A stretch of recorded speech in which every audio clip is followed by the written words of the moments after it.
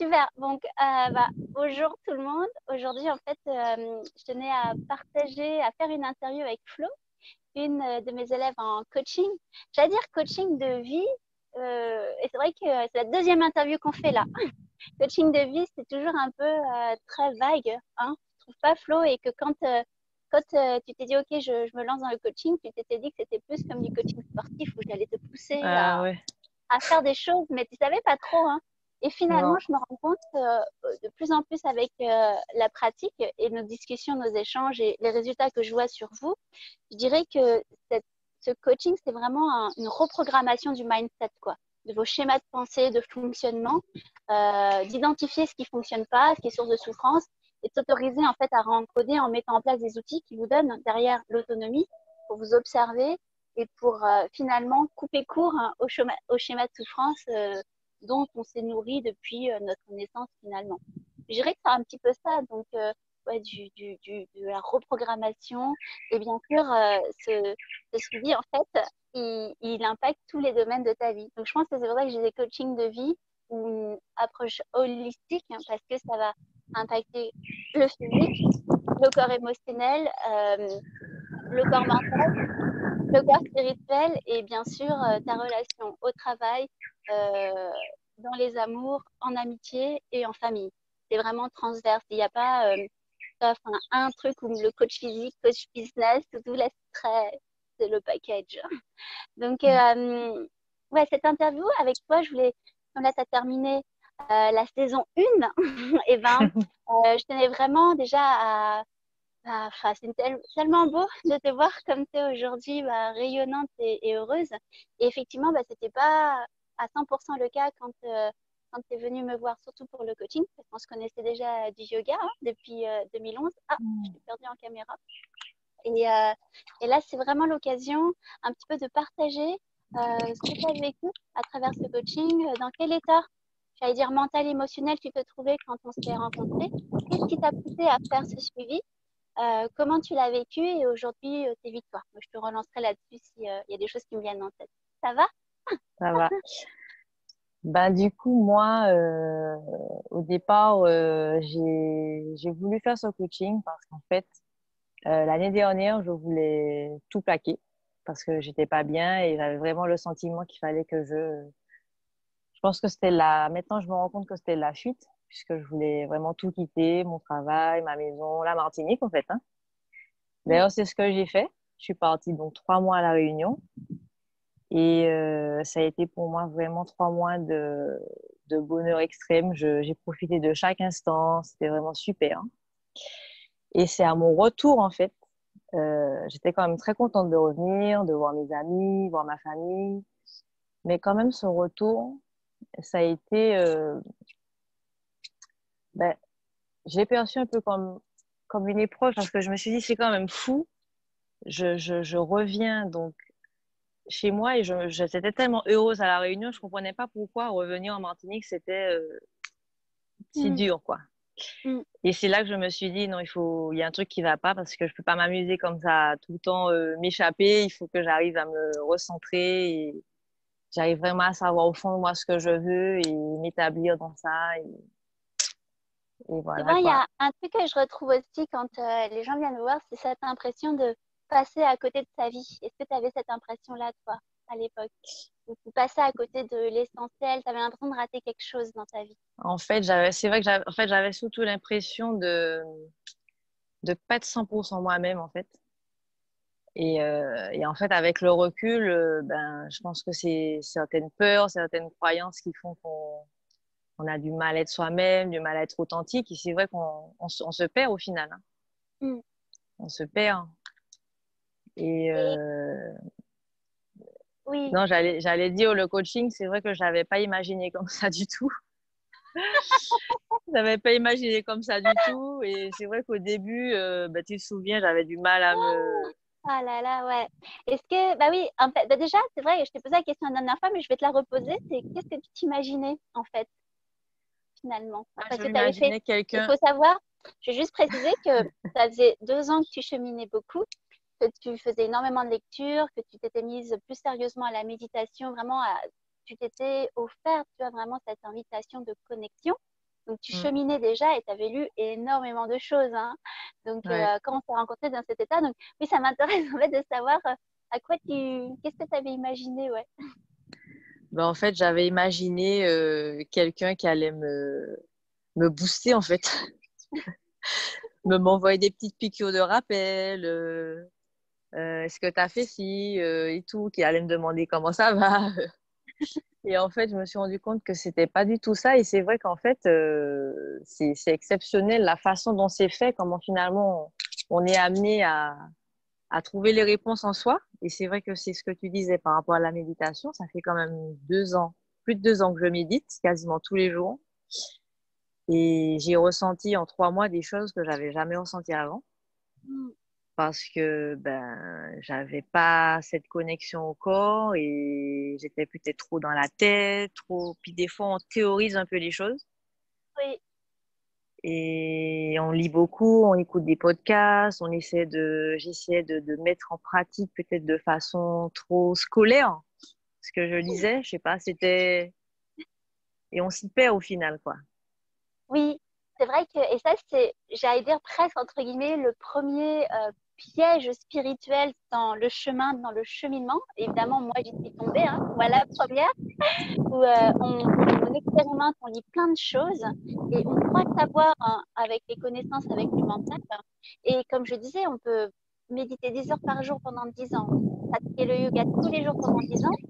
Et malheureusement, rien ne change au quotidien. On est toujours une grosse relou au quotidien avec ses proches. Et moi, la première, j'ai toujours ma sœur qui me disait, oh là là, avec tout ce que tu fais en thérapie, en méditation, machin, bah, t'es toujours aussi chiante. Et moi, j'étais trop vexée et en même temps, elle avait raison. Donc, je la remercie pour ça. Et c'était ça, c'est pour ça que je me rends compte vraiment que ma spécialité, c'est effectivement d'arriver dans un on est beaucoup dans le mental et on croit savoir, finalement, on a cette ego spirituel, entre guillemets, comme je l'appelle. Mais comme tu disais, c'est que tu t'es rendu compte qu'en fait, ce que tu faisais, tu pensais méditer, mais en fait, tu restais beaucoup dans la tête et dans le mental et tu Mm. redescendais pas cette attention dans les sensations et tout ce que... Et c'est pour ça que le yoga, la méditation, c'était vraiment les deux outils où j'étais bien torturée Mm. et en même temps, il fallait y aller, quoi. Et quand c'est comme ça, et c'est ce que disait Sigrid, tu vois, dans son interview, dans ses partages, que l'inconfortable devient confortable. Et ça fait mal dans le Ah ouais. cœur. Tu as juste envie de lancer la brique sur la tête de la prof en disant j'en peux plus. Et en même temps, tu sais qu'il y a quelque chose une partie, j'allais dire toujours une part de l'ego que tu as pu laisser partir, hein, parce qu'elle Mm. te desservait toutes tes croyances et tout.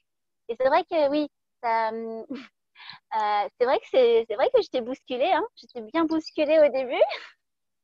Et je te disais, mais, et qu'il y avait des mécanismes, tout ce dont tu as parlé, les mécanismes de fuite, beaucoup dans le mental. En fait, tu pensais savoir, alors que finalement, dans la pratique, c'était pas là.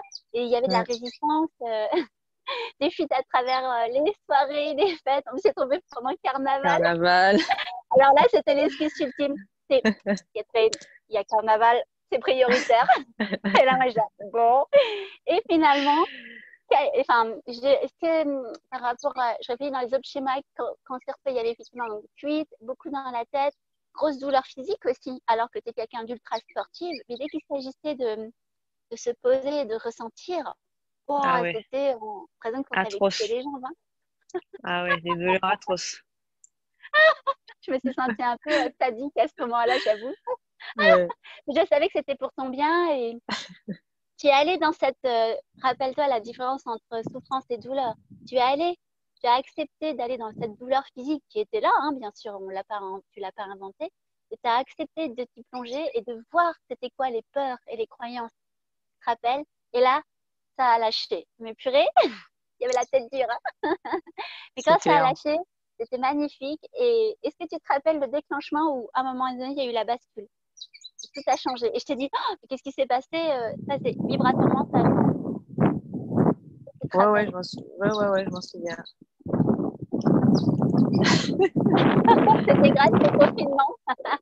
Ah oui, oui, si tu me le dis, oui, Euh, effectivement. mais ouais, je me dis, Oui, en c'est fait, question pour un j'arrive à voir où tu champion. veux en venir. Ouais, Oui, ouais. oui, c'est vrai que le En fait, c'est vrai que je peux vraiment dire que les 3 premières semaines de coaching, j'avais du mal à entrer Il dedans. y Et avait- c'est vrai que le ouais. confinement, ça a été pour moi le Ah déclic. ouais, bah Total n'était pas la seule, comme Ouais, ça a j'ai été beaucoup le rigolé. déclic.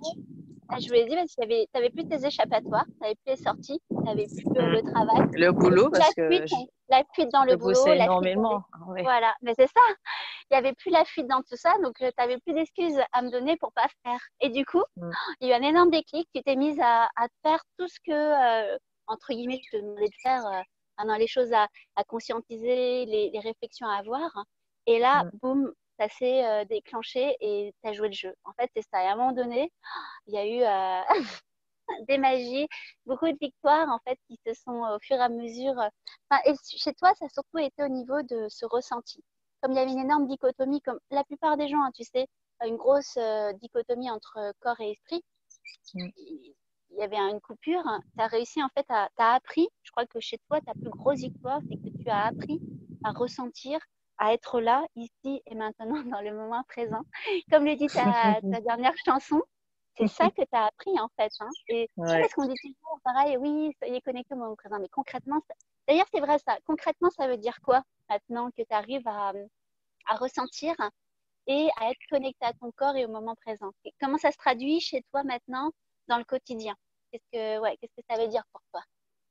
Ben, pour moi, ça génère une fluidité dans les choses. Et je me sens en harmonie avec ce que je fais et Donne-moi un alignée exemple. avec. On veut de l'exemple concret. Tu peux répéter la question? Euh, donne-moi un exemple concret du style, je sais pas, quand tu te mets à la musique, des choses que ça faisait très longtemps que tu voulais faire, que tu n'osais pas faire. Ah oui, en fait, Où est-ce que des exemples concrets qui nous permettent de comprendre elle est où cette fluidité, elle est où cette connexion en fait. ben, en fait, je trouve que c'est assez difficile à décrire finalement. En fait, je sais pas, je me sens bien dans mon corps. J'ai pas de pensée qui me traverse l'esprit. Je pense à rien d'autre. Et ben, si je prends ma guitare, je peux jouer et puis je vais avoir des idées comme ça de textes qui me viennent. Je vais écrire. En fait, je trouve ça assez difficile à décrire quand même. C'est une Ah certaine non, fluidité où, voilà, tu l'as très bien décrit et j'allais dire c'est simple. Si tu veux décrire le avant-après, c'est comment ça se passait avant. Est-ce que tu arrivais à faire des chansons? Est-ce que tu arrivais, quel était le type de pensée que tu traversais avant? ah ben oui, Toi. avant, c'est clair que je me disais, de toute façon, je vais pas y arriver, de toute façon, c'est vrai qu'il y a cette espèce de cogitation qui se manifeste et qui empêche finalement de laisser la créativité finalement apparaître parce qu'au final, même moi, des fois, j'écris des trucs et je me dis, mais c'est moi qui écris ça. Voilà, Et c'est c'est ça. vrai que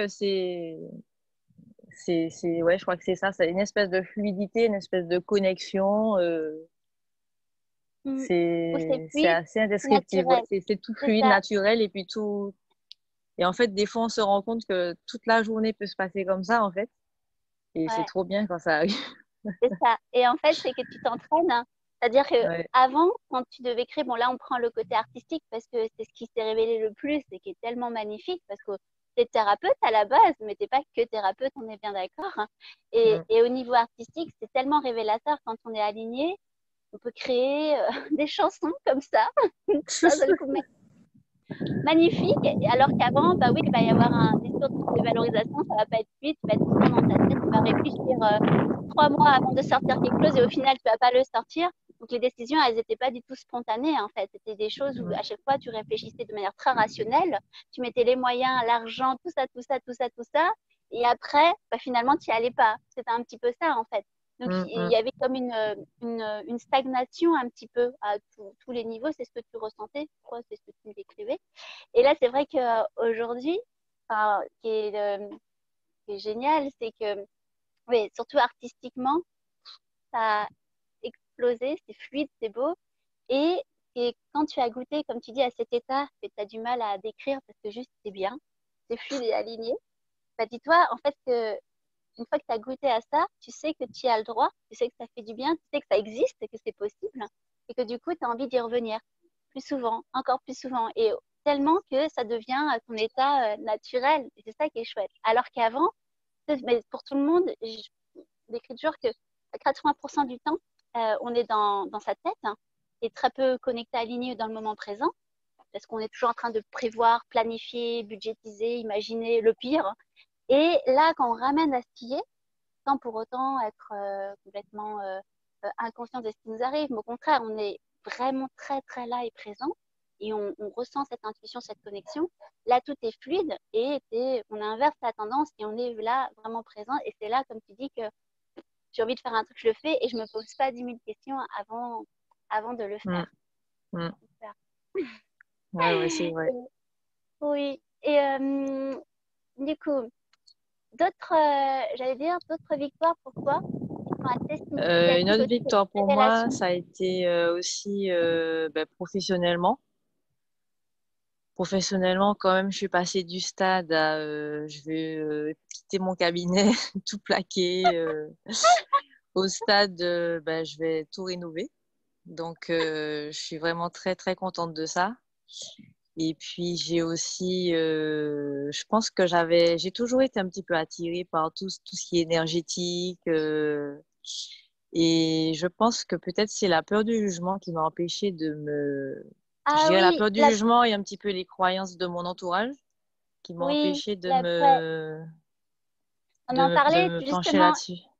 Ouais, c'est ça, très bien. C'est exactement ça quand on disait être soi. Et tu travailles, j'avais tellement rigolé quand tu m'avais fait le bilan. C'est ça que je voulais dire. C'était, tu me disais, au début du coaching, ma peur du jugement était à 80%.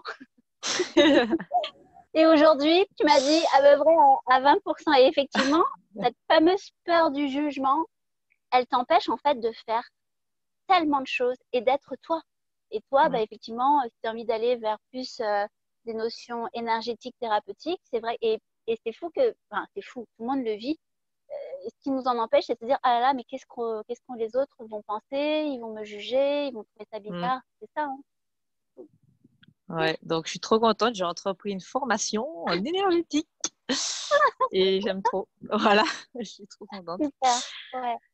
Et, euh, et voilà, hein, c'est tout.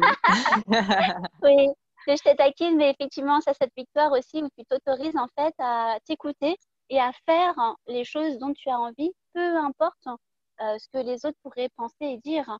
Parce que finalement, c'était que des projections de toi et cette auto-juge. En fait, la peur du jugement, c'est nous qui nous jugeons très sévèrement, alors qu'en fait, quand tu réapprends à t'aimer, hein, clairement, à savoir qui tu es, ce dont tu as envie, bah, tu as juste à y aller. Et comme je dis toujours aussi, il n'y a pas de succès sans échec. Quelquefois, on essaye, quelquefois ça marche pas. C'est pas grave, tu recommences. Et quelquefois ça marche. Et c'est là où la peur de l'échec aussi, ça a été un gros frein Mm. à beaucoup Ah de oui, projets. clairement. Et, et Ben, ça, bah, aujourd'hui, mon projet de cabinet, c'était clairement ça. mm, ouais. Et qu'est-ce Ouais. qui t'a permis justement de transcender cette peur de l'échec? Ben, tous les petits exercices, Des gros coups de briques sur la tête? Ah non, faut les pas gros dire coups de ça. briques sur la tête, et puis se reconnecter à cette petite voix intérieure qui nous Ouais. souffle les bonnes idées et y aller, quoi, Le cri de son âme. sans réfléchir. Le cri de son C'est âme, ça. exactement. Le Ouais, cri de son âme. Je regardais ouais. un autre interview l'autre fois, je me disais que vraiment c'est ça, c'est que oh, je te taquine à quelquefois quand tu me poses des questions, je fais mais Flo, tu connais la réponse. Et, et en fait, je dis toujours, c'est que si vraiment dans un état de connexion, d'unité, d'union, on se pose et on s'observe, finalement au fond de soi, on sait la On a réponse toutes les à réponses, nos ouais, questions. c'est fou. Et c'est juste que notre âme, ouais, quelquefois, nous crie des choses qu'on n'écoute pas toujours. Quelquefois, ça vient se traduire sous forme, quand on est en résistance avec le cri de son âme, bah, ça vient sous forme de douleur physique que tu connais bien, de maladie, comme on dit. Et c'est des indices, c'est des messages que le corps nous envoie pour dire, eh oh, tu prends pas le bon chemin. Il y a un truc qui est pas aligné entre le cri de ton âme, l'aspiration profonde et ce que tu offres vraiment. Donc c'est là où c'est un indicateur. C'est ce que je disais, ah, quand tu as mal quelque part, viens écouter un peu le message et Mm. réajuste. Et tout le monde, tu vois, on réajuste toujours son alignement et on avance. Et quelquefois, on a le droit de se tromper, quelquefois, on change de direction. Bah, sauf si c'est sur peur de l'échec, on réajuste. Et là, c'est intéressant. Super. Et je dirais, pour toi aussi, il y a quelque chose qui a été très flagrant et je pense que tout ton entourage l'a ressenti là. Et c'est ce qu'ils t'ont transmis comme message d'amour. Tu as reçu beaucoup, beaucoup d'amour. Plus, c'est ça Mm. qui est génial. C'est que souvent, on se cache parce qu'on a peur d'être jugé. Et si on se dit que si on n'est pas parfaite, on ne sera pas aimé, alors on se cache. Ou on essaie d'être quelqu'un de parfait, et que de toute façon, c'est pas possible. Alors que là, tu as déposé de toi un petit peu de ce que tu as vécu comme souffrance, ta libération. Et là, qu'est-ce qui s'est passé? Tu as reçu tellement d'amour, tellement, tellement d'amour. Et c'est ça qui est génial. On se rend compte que quand on transcende nos peurs, en fait, eh ben, on reçoit exactement ce qu'on voulait, mais on ne savait pas comment faire. Et ça, je fais suite à ce que ta vidéo, cette dernière que tu as faite, où tu disais, bah voilà, mais tout le monde a envie d'être aimé, de joie, d'abondance et d'amour. Mais en fait, comme je disais, c'est que on a souvent une définition erronée de ce qu'est l'amour et on ne sait pas comment forcément le transmettre. Forcément. Et puis de toute façon, si on a une définition erronée, on va transmettre quelque chose qui n'est pas de l'amour. L'amour, c'est de l'amour. Donc ça, c'était, pour rebondir sur une de tes victoires, je trouve, un gros changement, c'est cet apaisement et ta reconnexion à ta féminité. Tu veux un petit peu nous en parler? Ouais, c'est vrai que j'avais du mal à je sais pas, me sentir belle, exprimer ma féminité, effectivement. Et c'est vrai que cette reconnexion m'a permis à avoir différemment la possibilité de devenir maman. C'est vrai que Mm, pour moi, je me suis toujours dit, non, mais c'est pas pour moi. mm. J'avais Oui, commencé à changer le discours. Je disais, bon, on sait jamais, mais moi, je veux pas. Et c'est vrai que maintenant, c'est quelque chose qui pour moi est envisageable, quoi. Et ça, pour c'est moi, ça, c'est une grosse différence, ouais. c'est énorme. Mais moi, c'est quelque chose aussi que j'ai vécu. C'est énorme parce qu'en fait, c'est juste, on s'identifie, tu sais, à des personnages. Moi, je suis comme ça et j'aurai pas d'enfant parce que c'est pas pour moi. Tu sais, on se colle des étiquettes finalement. Et Mm, c'est mm. juste d'ouvrir, une fois que tu as transcendé les peurs, hein, peut-être je sais pas d'ailleurs, est-ce que tu sais quelle peur était derrière le fait de pas vouloir d'enfant à l'époque? Que c'est la peur de pas y arriver, la peur de pas trouver un âme sœur. Euh, je pense que la toute première peur, c'était de voir autour de moi toutes ces femmes qui finissent seules avec enfants. C'est parce que moi, c'est pas comme ça que je conçois D'accord. une La vie de peur d'être famille. Je pense abandonnée. que c'est un petit Ouais. peu la peur de l'abandon. Et puis, je pense aussi, euh, j'avais un petit peu cette idée que faire un enfant, ça comblait un vide en soi. Mm, Et je voulais pas, en fait, projeter non plus une dépendance émotionnelle sur un enfant. mm, mm. Voilà, je crois que c'est surtout ça, me dire, j'ai pas envie de D'accord. combler ma vie avec un enfant. Voilà. Et qu'est-ce qui a changé du coup? Tu t'es rendu compte que déjà, Bah, du ces coup, peurs-là, ouais, non, du coup, je me dis, non, c'est un échange d'amour, c'est une fierté, non, je sais pas, c'est une famille, c'est que de l'amour, quoi. c'est ça. Oui. Bah oui. Ouais. En fait, ce qui s'est passé, c'est que tu as réencodé ces peurs, tu t'es rendu compte que c'est toi qui les projetais. Et une fois que tu pouvais transcender ces peurs, bah, finalement, tu te dis, mais rien ne m'empêche d'être maman. Mm, C'est ça, en fait. ouais. Maintenant, tu laisses ta porte ouverte. C'est un message déposé à l'univers. Super, super. Et alors, aujourd'hui, du coup, bah, ouais, il y a tellement de belles choses, mais je crois que c'était les trois plus belles victoires pour toi qui sont très significatives. Moi, je reste à l'affût de tes prochaines chansons. Oui, la prochaine en anglais. Ah ouais, trop bien. Et mais vraiment, et c'est ce que je disais avec Isadora, enfin, dans ce groupe-là où vous faisiez partie, je veux dire, pour moi, on est toutes et tous artistes à la base et tous artistes de sa vie, c'est des grands mots. Mais c'est tellement beau de voir tout le monde se révéler à travers le chant, la guitare ou le ukulélé en ce moment autour de moi, c'est magnifique. Le dessin, enfin, chacun s'exprime, tu vois, à travers le support qui résonne en lui et c'est juste beau. Et en plus, enfin, moi, je trouve ça génial et ça va tellement aussi avec cette démarche thérapeutique parce que pour moi, la thérapie, c'est aussi une forme d'art. Ça demande de l'alignement, de la présence et c'est juste dans la continuité logique finalement de la démarche thérapeutique. Moi, je trouve ça magnifique. C'est vraiment un cadeau. Est-ce que, alors, est-ce que il y aurait une dernière chose que tu aimerais partager, peut-être, tiens, pour encourager. J'en connais certains des gens qui, tu sais, qui hésitaient comme toi à l'époque. Si tu devais t'adresser à ton ancien toi qui hésitait longtemps, aujourd'hui, si tu voulais ouais, dire bah, par rapport à ce coaching, ouais, bah, déjà, tu regrettes pas, hein. Non, je regrette pas du tout. Qu'est-ce que je me dirais à moi si je m'étais pour me motiver? Ouais, ouais, Euh, un coup de pied dans le cul. je dirais, je me dirais d'arrêter de réfléchir Hmm. et de, du coup, je réfléchis.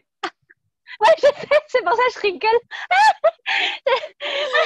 Ça, en fait, c'est exactement ça, c'est d'arrêter de réfléchir et de se dire, ben, c'est le discours motivation. Non, et je En fait, dirais, c'est bah, vrai moi, que je me moi, suis dit, hein, le départ, c'est vrai que le plus dur pour moi, ça a été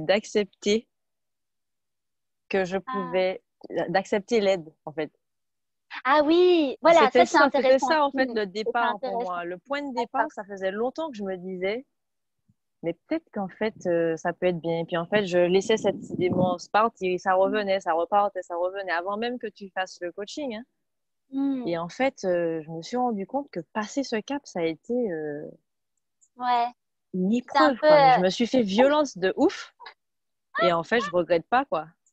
Je bah regrette non, pas. Je me parce que sens tellement bien aujourd'hui que c'est ça, putain, en je me fait, dis, mais et te pourvu que rappelles, ça dure. Ouais, mais évidemment que ça va durer et à partir du moment où tu continues à mettre en place ce que tu as mis en place toi-même, comme je disais, c'est pas moi mm, qui vais venir chez toi, même si on n'est pas loin, pour te faire tes exactement. exercices. Et ce qui est génial, c'est qu'en fait, bah déjà, voilà, on gagne en autonomie. Et tu te rappelles que je disais, bon, Flo, avant l'interview, essaye de te rappeler l'état dans lequel tu étais. Toi, tu m'as dit, oh, je suis tellement bien aujourd'hui, je me rappelle plus.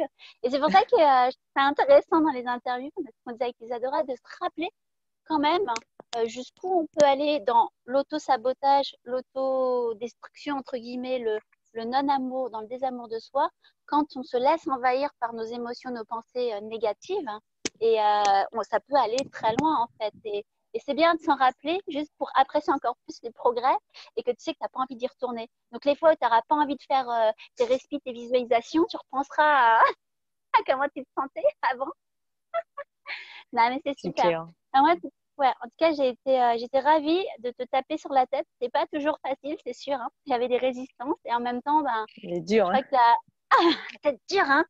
Ça, c'est, aujourd'hui, je vois, aujourd'hui, c'était juste rayonnante et quand je reçois les messages de tes amis, je vois les messages de tes proches, c'est magnifique. C'est trop mignon, ta maman, ton frère, ta soeur, enfin, c'est trop mignon. Donc, Mm, mm. merci beaucoup. Merci à Et toi. ouais, et puis bah de toute façon, voilà, on arrête sur ça. Hein.